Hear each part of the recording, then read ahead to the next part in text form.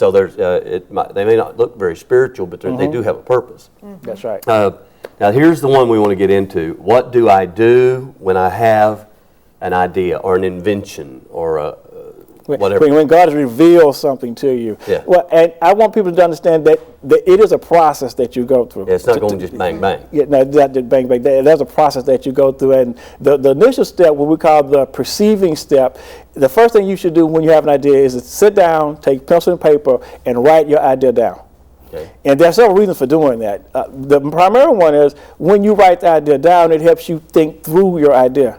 What it is, what's its purpose, if it's a method of doing something. Sure. What are the steps that are going to be involved if it's some type of device? What are the features of this device? And it helps you to identify and better define what your idea is. A lot of people just have a concept, but they have not thought through how this is going to become a product and how it's going to benefit and bless people. Right. So when you write it down, it forces you to think through that process. It also helps you to understand where you are in the process.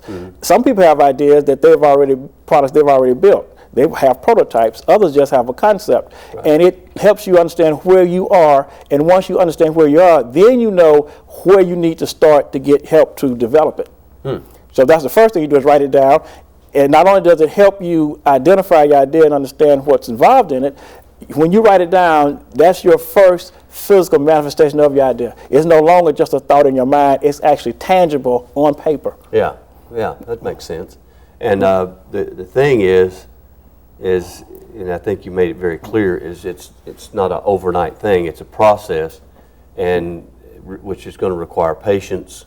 It may be a God idea, but we got to humanly walk it out. You got to humanly walk it out. It requires patience, and it also will require you to get assistance from others. That's part of this process.